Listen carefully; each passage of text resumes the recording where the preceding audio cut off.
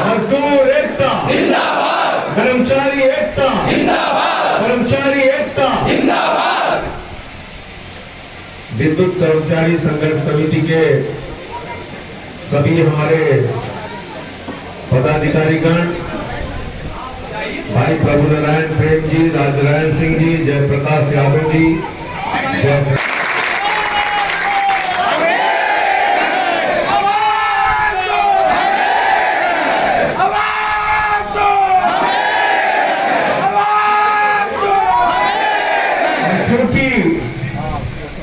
हमारी पार्टी का जन्म ही आंदोलन की कोख से हुआ है, तो शायद सत्ता के सुख पर तो नहीं, लेकिन अगर देश में कहीं आंदोलन चलता रहता है तो अपने आप को रोक नहीं पाता, उन लोगों के साथ अपने आप को।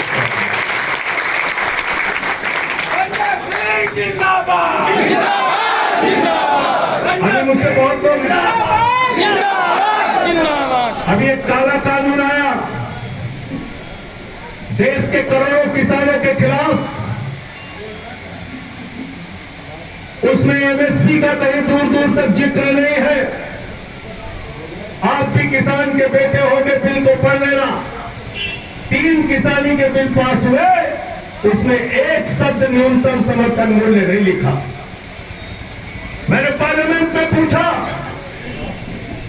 अगर किसी को न्यूनतम समर्थन मूल्य नहीं मिला, सरकारी मूल्य अनाज का नहीं मिला, वो आदमी कोर्ट में गया, उसने कहा जज साहब हमारा शोषण हुआ है, हमें तो हमारे अनाज का दाम नहीं मिला। तो जज साहब कहेंगे बिल में कहां लिखा है उसको दिखाओ। अगर किसान कहेगा जज साहब आपने मोदी जी का भाषण नहीं सुना था, उन्होंने तो कहा था एमएसपी मिलेगी, तो जज साहब उस याचिका को लेंगे और कूड़ेदान में डाल देंगे। अरे एमएसपी कानून से मिलती है, एमएसपी बिल में लिखे जाने से मिलती है, भाषण देने से एमएसपी नहीं मिलती। ऐसे ऐसे काले कानून पार्लियामेंट के अंदर पास हो रहे हैं। कह दिया अब किसी को भी असीमित भंडारण करने की छूट है। असीमित भंडारण कोई सामान्य किसान तो कर नहीं पाएगा, कोई गरीब किसान तो कर नहीं पाएगा। अडानी और अंबानी, टाटा और बिरला बड़े बड़े पूंजीपति वो असीमित भंडारण करेंगे, सस्ते में आपसे अनाज खरीदेंगे, गेहूं खरीदेंगे, चावल खरीदेंगे, दाल खरीदेंगे, मक्का खरीदेंगे और बड़े बड़े स्टोरेज में उसको रखेंगे। जब बाजार में उसकी कमी हो जाएगी तो महंगे दामों पे आपके बेटे को ही उसको बेचेंगे। आप बताइए, ऐसे काले कानून को फाड़ कर फेंकना चाहिए।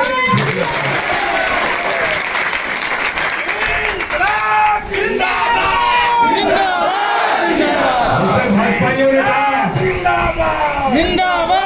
मुझसे भाजपाइयों ने कहा आप संसद की परंपरा का ध्यान नहीं रखते संजय सिंह जी। आप टेबल के ऊपर खड़े हो गए, आपने तो माइक तोड़ दी। मैंने उनसे कहा अगर देश के करोड़ों किसानों के खिलाफ काला कानून पास करोगे तो एक बार नहीं 100 बार ऐसे ही तुम्हारा विरोध करूंगा। और ये आपके साथ पहली बार नहीं हो रहा है, बहुत देर में आप जाके मुझे मेरी बात बुरी लगे तो मुझे माफ करना। इस देश में रेल बेची गई, सेल बेचा गया, कोल बेचा गया, एयर इंडिया बेची गई, इंश्योरेंस सेक्टर बेचा गया, बैंकिंग सेक्टर बेचा गया। पूरे हिंदुस्तान को बेच बेच कर सरकार चलाने का काम ये लोग कर रहे हैं। घर का किराया बेच के उस पर तख्ता तापने का काम कर रहे हैं, आपको बर्बाद करने का काम कर रहे हैं। मैं कहना चाहता हूं, जागिए इनके खिलाफ, के खिलाफ, उनकी जाति के खिलाफ। कितना तंग करोगे, कितना गला दबाओगे मजदूरों का? जितने मुनाफे की कंपनी बीपीसीएल, हमारे संचालक महोदय को मैं कहना चाहता हूं, मोदी जी ने ही बीपीसीएल को महारत्ना घोषित किया। महारत्ना, आप ही बीपीसीएल को महारत्ना घोषित करते हैं और जाते हैं। शर्म आती है ऐसी सरकार में।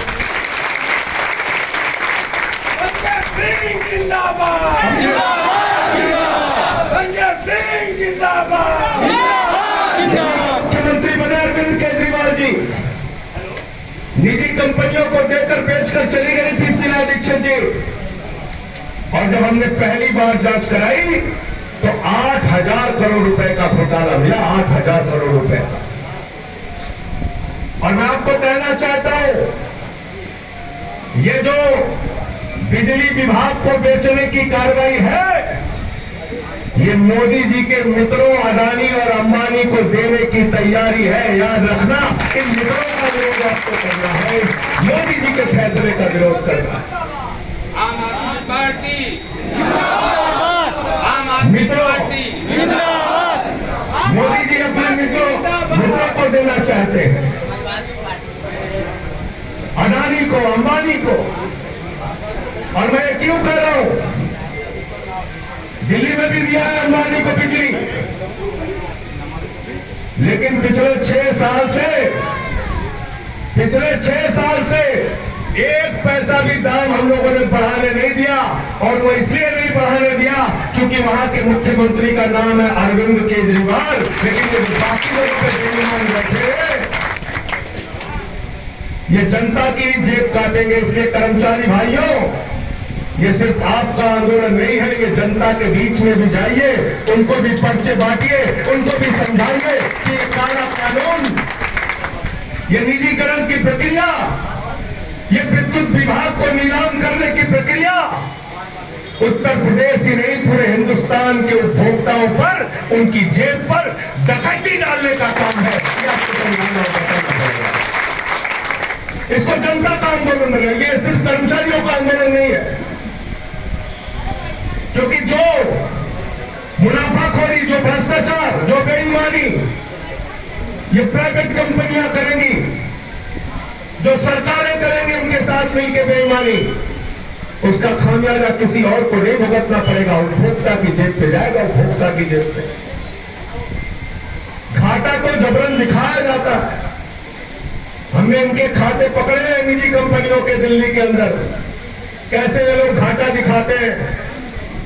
वो दिखाते हैं बिजली के लिए इतने महंगे उपकरण खरीदे गए, खरीदते अपनी ही कंपनियों से हैं। उस उपकरण का दाम सस्ता होता है, कागज में महंगा दिखाया जाता है, तो बिजली की लागत महंगी हो जाती है, तो उपभोक्ता से वसूली महंगी हो जाती है। बेईमानी का कोई और कारण नहीं, यही कारण है। इसलिए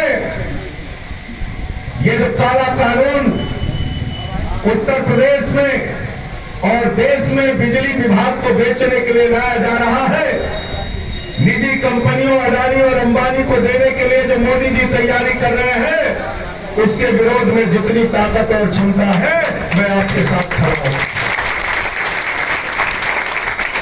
और जैसा मेरे छोटे भाई ने कहा, मैं फर्जी बात करता नहीं, कह दिया खड़ा हूं तो फिर खड़ा हूं, भागने वाला नहीं। जो आप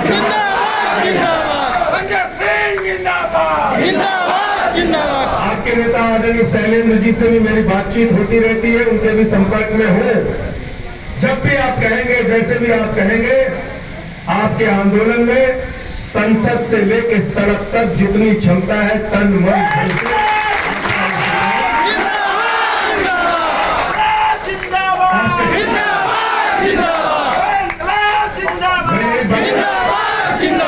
सुल्तानपुर का रहने वाला हूं।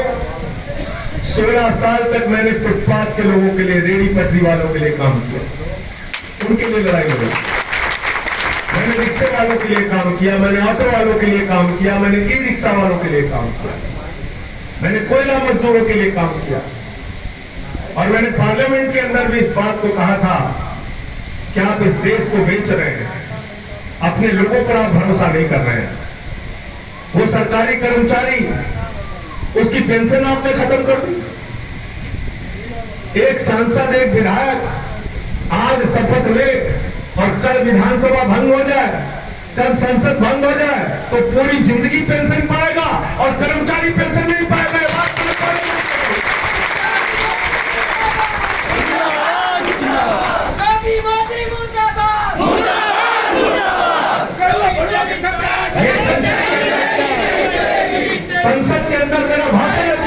लीजिएगा।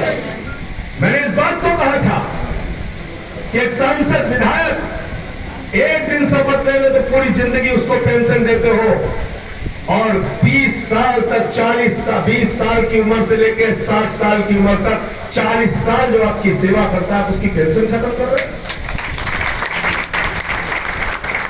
मुझे कई सांसद नाराज भी हो गए, बोले आप तो अपने ही खिलाफ बोलते रहते हैं। मैंने कहा मैं सच बोलता हूं, अपने खिलाफ है कि किसी के खिलाफ है इसकी चिंता नहीं करता। और मैं पार्लियामेंट का ऐसा सांसद हूं जिस दिन हंगामा होता है संसद नहीं चलती, मैं भत्ता ले लेता 2000 रुपए, आपको बता दूं। इसलिए साथियों और दोस्तों, मैं फिर से एक बार आपकी इस लड़ाई को, आपके इस संघर्ष को सर झुका के नमन करता हूं, प्रणाम करता हूं। आप इस लड़ाई को और बढ़ाइए और मजबूत कीजिए। मेरी जरूरत जिस भी रूप में आपको तन से, मन से, धन से, सड़क से, संसद तक जहां भी होगी मैं आपके साथ खड़ा हूं। बहुत बहुत शुक्रिया, बहुत बहुत धन्यवाद आपके लिए यहां बुलाया और इसका सम्मान जिंदाबाद जिंदाबाद जिंदाबाद जिंदाबाद।